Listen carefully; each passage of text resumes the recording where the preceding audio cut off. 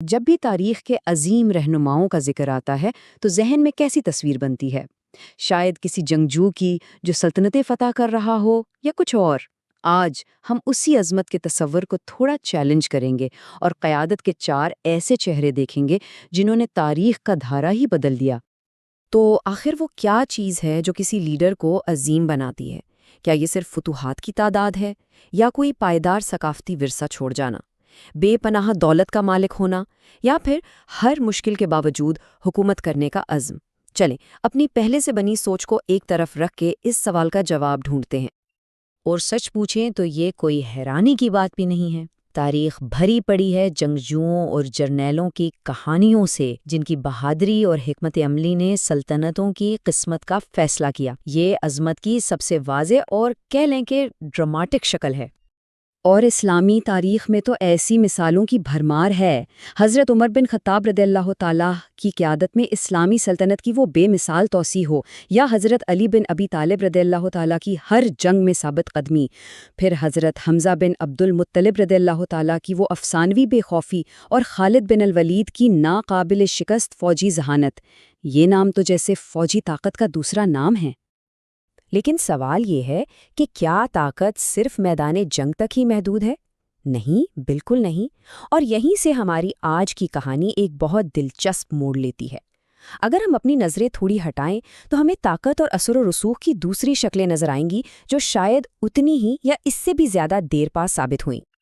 تو چلیں اپنے پہلے چہرے سے شروعات کرتے ہیں، یعنی جنگجو۔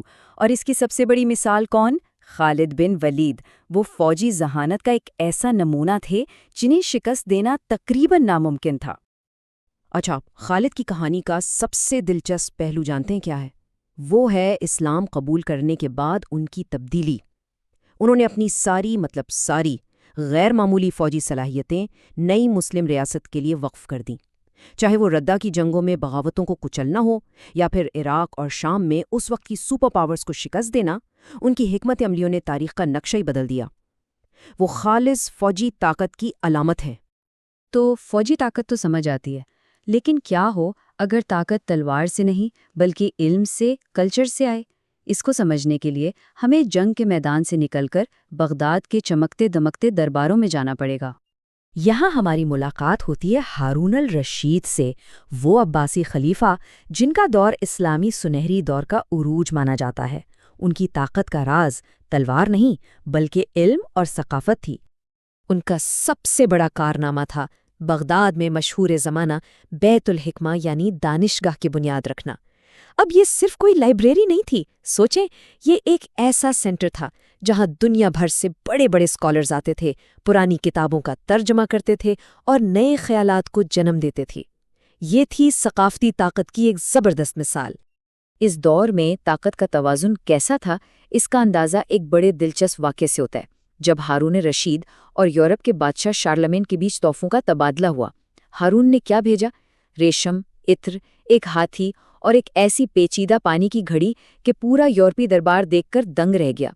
یہ تحفے صرف ڈپلومیسی نہیں تھے، بلکہ یہ عباسی سلطنت کی ثقافتی اور تکنیکی برتری کا کھلا اعلان تھے۔ اسی لیے تو مورخ المسعودی نے ان کے دور کو ہنی مون کہا، ایک ایسا دور جو خوشحالی اور شان و شوکت سے بھرا تھا۔ یہ تھی ثقافتی سرپرستی کی طاقت، جس کا اثر آج بھی محسوس کیا جا سکتا ہے۔ اچھا، اب چلتے ہیں طاقت کے تیسرے چہرے کی طرف، معاشی طاقت، یعنی پیسے کی طاقت۔ اور اس کی نمائندگی کے لیے تاریخ میں منسا موسیٰ سے بہتر کوئی ہو ہی نہیں سکتا، جو مالی سلطنت کے حکمران تھے۔ یہ نمبر دیکھیں، 60,000۔ جانتے ہیں یہ کیا ہے؟ یہ منسا موسیٰ کے اس قافلے میں شامل لوگوں کی تعداد تھی جو وہ حج پر لے کر گئے تھے۔ 60,000 لوگ! ذرا تصور کریں، اور ان کے ساتھ درجنوں اونٹ جو صرف سونے سے لدے ہوئے تھے۔ یہ ان کی ناقابل یقین دولت کی صرف ایک جھلک تھی۔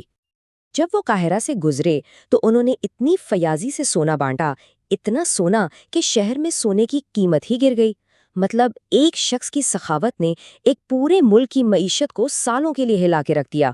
یہ ہوتی ہے معاشی طاقت۔ ان کی دولت کی کہانیاں اتنی مشہور ہوئیں کہ یورپ کے نقشہ بنانے والوں نے افریقہ کے نقشے پر انہیں سونے کا ایک بڑا سا ٹکڑا ہاتھ میں پکڑے ہوئے دکھانا شروع کر دیا۔ وہ پیسے کی طاقت کی ایک چلتی پھرتی زندہ علامت بن گئے تھے۔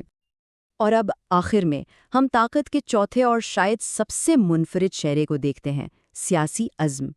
یہ وہ طاقت ہے جو معاشرے کے بنائے اصولوں اور توقعات کو چیلنج کرتی ہے، اور اس کی بہترین مثال ہے رضیہ سلطانہ۔ سوچیں، ان کے والد سلطان التمش نے اپنے بیٹوں پر انہیں ترجیح دی اور اپنا جانشین نامزد کیا۔ کیوں؟ کیونکہ ان کا کہنا تھا کہ رضیہ میرے بیٹوں سے زیادہ قابل ہے۔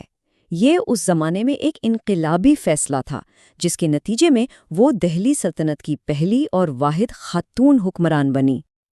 اور انہوں نے صرف حکومت نہیں کی بلکہ حکمرانی کے ہر اصول کو چیلنج کیا۔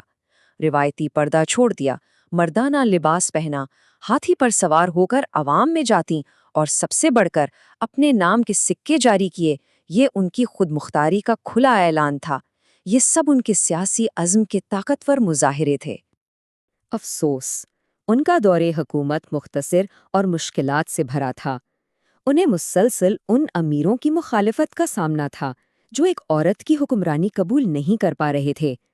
آخر کار ایک سازش نے ان کی جان لے لی، لیکن ان کی کہانی آج بھی ہمت اور روایت کو چیلنج کرنے کی ایک زبردست مثال ہے۔